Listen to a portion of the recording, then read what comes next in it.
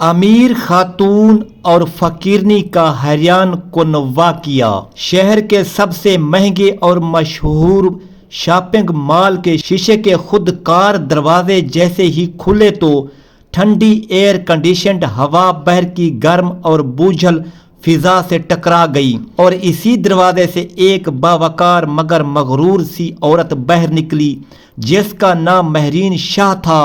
وہ شہر کے جانے مانے بزنس مین کی اہلیہ تھی، اور دولت اس کے لہجے، چال اور آنکھوں میں صاف جھلکتی تھی۔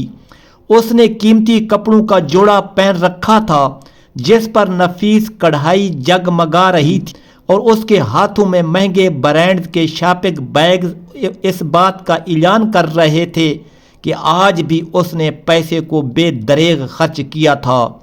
مہرین کی آنکھوں پر بڑا سا سن گلاسز تھا، جیسے وہ دنیا کو نہیں بلکہ دنیا کو خود سے دور رکھنا چاہتی ہو۔ وہ مال سے نکل کر پارکنگ کی طرف بڑھی جہاں اس کی لگژری گاڑی اور ڈرائیور اس کے انتظار میں تھے۔ اس کے چہرے پر عجیب سی اکتاہٹ اور بیزاری تھی، جیسے سب کچھ ہونے کے باوجود اسے کچھ بھی اچھا نہ لگتا ہو۔ اسی لمحے مال کے باہر فٹ پاتھ کے کنارے ایک دبلا پتلا سا وجود آہستہ آہستہ حرکت میں آیا۔ وہ ایک بوڑھی فقیرنی تھی جس کے جسم پر میلی کچیلی چادر لپٹی ہوئی تھی، پاؤں میں ٹوٹی ہوئی چپل اور آنکھوں میں صدیوں کا دکھ سمویا ہوا تھا۔ بارش کے بادل آسمان پر منڈلا رہے تھے اور ٹھنڈی ہوا اس کے کمزور جسم کو مزید لرزا رہی تھی۔ اس نے مہرین کو دیکھا تو اس کی آنکھوں میں ایک کمزور سی امید جاگ اٹھی۔ فقیرنی نے کانپتے ہاتھوں سے مہرین کا دامن تھام لیا اور بھری ہوئی آواز میں بولی، بیٹی اللہ کے نام پر کچھ کھانے کو دے دو، 2 دن سے بھوکی ہوں۔ یہ لمس مہرین کے لیے کسی گندگی کے چھوٹے جیسا تھا۔ اس نے ناگواری سے اپنا دامن جھٹکا، اس سے زوردار جھٹکے سے فقیرنی کا توازن بگڑ گیا اور وہ سڑک پر جا گری۔ اس کے سر سے پرانی چادر اتر گئی اور بارش کے قطرے اس کے سفید بالوں کو بھگونے لگے۔ آس پاس لوگ تھے مگر کسی میں اتنی ہمت نہ تھی کہ آگے بڑھ کر کچھ کہے۔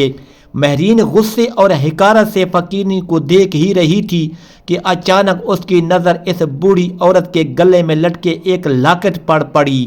وہ لاکٹ عام نہیں تھا، وہ سادہ سا مگر پہچانا ہوا تھا، جیسے کسی گہرے زخم کو اچانک کورید دیا گیا ہو۔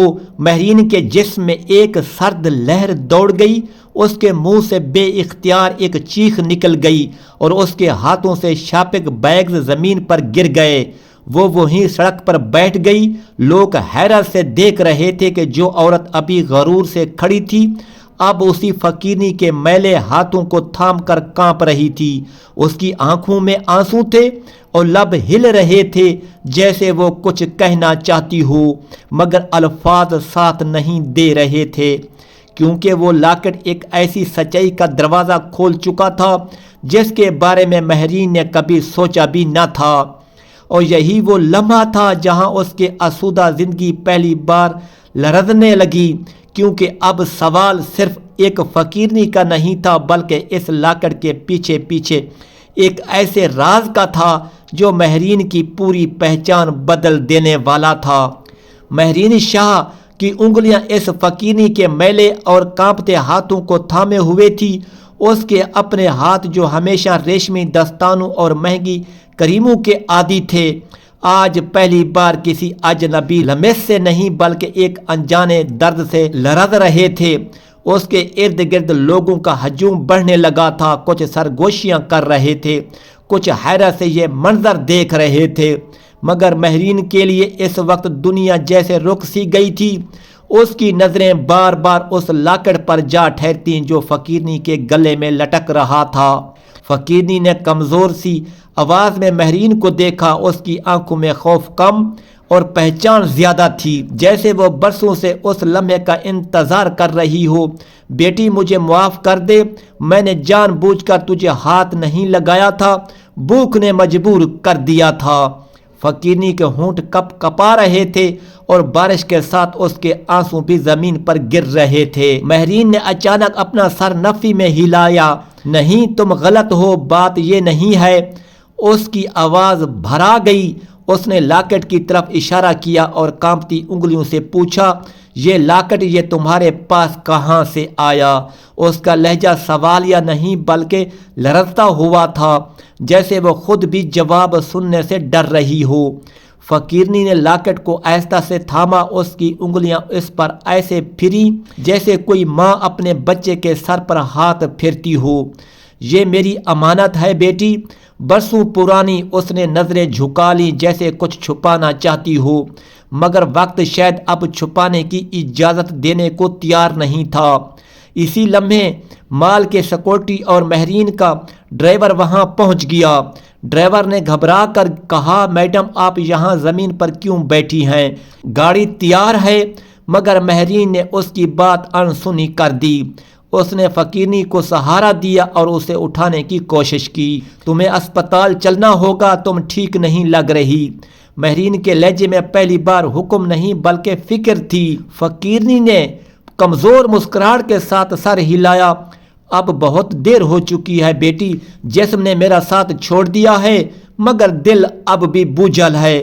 اس کی سانس اکھڑنے لگی۔ مہرین نے بے اختیار اسے اپنے قریب کر لیا۔ اس کے قیمتی کپڑے بارش اور کیچڑ سے خراب ہو رہے تھے مگر اس وقت اسے اس کی کوئی پرواہ نہیں تھی۔ گاڑی میں بیٹھتے وقت مہرین کی آنکھیں بار بار لاکٹ پر جا رہی تھی۔ اس کا دل زور زور سے دھڑک رہا تھا۔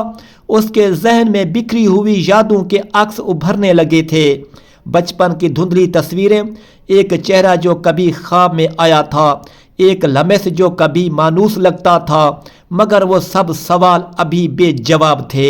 ہسپتال کی روشنیاں قریب آ رہی تھی، فقیرنی کی سانسیں مدھم ہو رہی تھی اور مہرین کے دل میں ایک ہی خوف پل رہا تھا، اگر یہ عورت اس کے سوالوں کے جواب دیے بغیر خاموش ہو گئی تو شاید وہ سچ ہمیشہ کے لیے اندھیرے میں دفن ہو جائے گا۔ کیونکہ یہ صرف ایک لاکٹ کی کہانی نہیں تھی، یہ اس کی اپنی پہچان کا سوال بن چکی تھی۔ اسپتال کے سفید اور سنہری روشنیوں کے درمیان فقیرنی کو بستر پر لٹا دیا گیا۔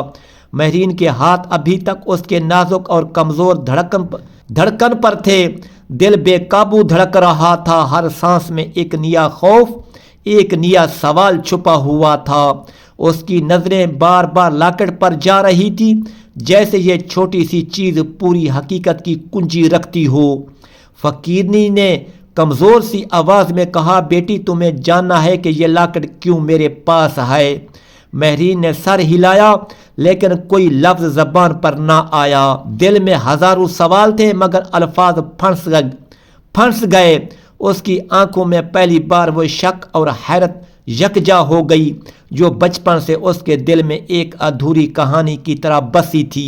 فقیرنی نے آہستہ سے کہا، تمہاری ماں تمہاری اصلی ماں ہے۔ یہ لاکٹ اس دن سے میرے پاس ہے جب میں نے تمہیں پہلی بار گود میں اٹھایا تھا۔ میں نے تمہیں اپنے پاس رکھا لیکن میں وعدہ کر کے گئی کہ کبھی تمہیں حقیقت نہیں بتاؤں گی، کیونکہ دنیا تمہارے لیے سخت ہے اور تمہاری زندگی میں سایہ نہ پڑے۔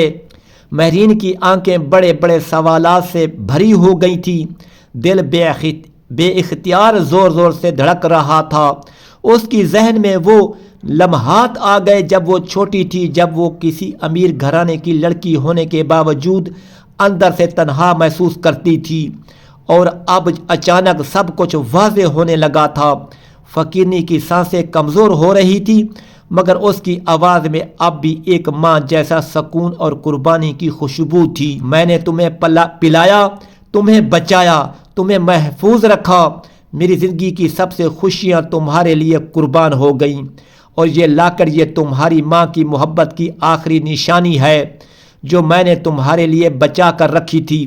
مہرین نے ہاتھ پھیلا کر فقیرنی کے ہاتھ تھامے اور پہلی بار اپنی زندگی میں وہ آنسو آئے جو وہ ہمیشہ اپنے غرور کے پردے میں چھپاتی رہی تھی۔ دل کے ہر دھڑکن نے ماں کی محبت اور قربانی کا احساس دلایا۔ وہ بولی، ماشاء اللہ واقعی تم میری ماں ہو۔ فقیرنی نے سر ہلایا، ہاں بیٹی میں ہوں، تمہارے بغیر تمہاری زندگی کا ہر لمحہ خالی ہوتا، اور آج میں خوش ہوں کہ تم سمجھ گئی ہو، میری بیٹی، میری شہزادی۔ مہرین کے دل میں پہلی بار اصلی دولت کا احساس ہوا، نہ یہ مہنگے بیگز، نہ شاپنگ مال کی چمک، نہ دنیا کی سب سے دولت، بلکہ وہ ماں کی قربانی تھی جو ہر مشکل لمحے میں اس کا سایہ بنی رہی۔ اس کی زندگی کے حقیقی رنگ محبت، قربانی اور احترام کے رنگ تھے جو آج اس کے سامنے تھے۔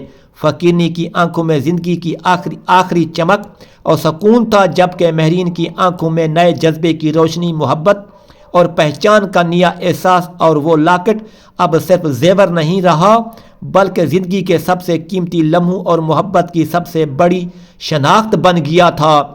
بارش کے بعد کی خوشبو اسپتال کے کمرے میں آئی اور مہرین نے پہچان لیا کہ حقیقی دولت صرف دولت نہیں بلکہ وہ رشتے اور قربانی ہیں جو دل سے دی جائیں۔ آج سے وہ کبھی کسی کو حقارہ سے نہیں دیکھے گی، کیونکہ اس نے سچائی اور محبت کے اصل رنگ دیکھ لیے تھے۔ ہسپتال کا کمرہ خاموش تھا، بس دل کی دھڑکن اور بارش کے بعد کی خوشبو کا ہلکا سا لمس محسوس ہو رہا تھا۔ مہرین نے اپنے ہاتھوں سے لاکر مضبوطی سے پکڑا اور اس کے دل میں ایک عجیب سکون اور گرم جوشی دوڑ گئی۔ وہ جان گئی تھی کہ یہ لاکٹ صرف زیور نہیں بلکہ ماں کی قربانی، محبت اور زندگی کی سب سے بڑی پہچان ہے۔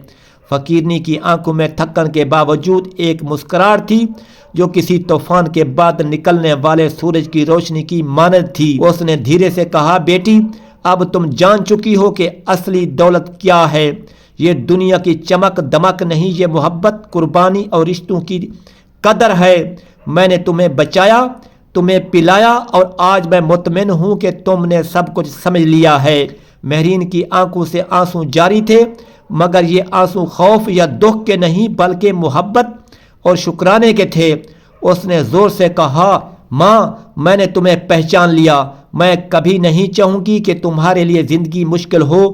میں اب ہمیشہ تمہاری حفاظت کروں گی، تمہاری قدر کروں گی۔ فقیرنی نے اپنی کمزور بازو سے مہرین کو گود میں کھینچا اور دونوں کے درمیان وہ خاموش محبت کا لمحہ چھا گیا جیسے الفاظ میں بیان کرنا مشکل تھا۔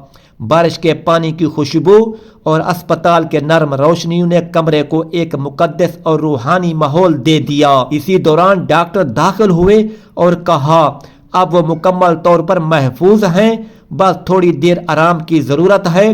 فقیرنی نے سر ہلایا اور مہرین کی طرف دیکھا، بیٹی، آج سے یہ زندگی صرف تمہاری نہیں، ہماری بھی ہے۔ تمہیں جو بھی چاہیے میں ہمیشہ تمہارے ساتھ ہوں اور تمہیں کبھی اکیلا نہیں چھوڑوں گی۔ مہرین نے سر جھکایا اور اس نے دل ہی دل میں فیصلہ کیا کہ وہ اب اپنی دولت، شاپنگ اور غرور کے پیچھے نہیں بھاگے گی۔ اس نے اپنی ماں کی قربانی کو اپنی زندگی کا مقصد بنایا۔ چند ہفتوں بعد سارہ سکندر نے شہر کے سب سے بڑے خیراتی ادارے کا افتتاح کیا، جہاں وہ غریبوں کی مدد کرتی، بچوں کو تعلیم دیتی اور ماں کی محبت کو سب کے لیے زندگی رکھتی۔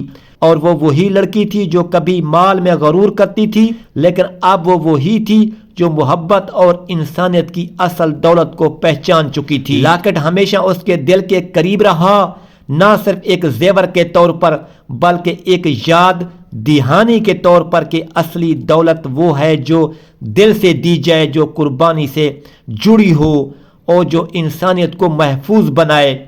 اور یوں ایک امیر لڑکی اور ایک فقیر ماں کی کہانی جو کبھی زمین اور دولت کی رکاوٹوں میں پھنس گئی تھی، اپنے حقیقی اور جذباتی انجام کو پہنچی۔ یہ اختتام نہ صرف حقیقت اور محبت کی جیت تھی بلکہ ایک سبق بھی تھا کہ زندگی میں سب سے بڑی دولت رشتے، قربانی اور دل سے دی جانے والی محبت ہے۔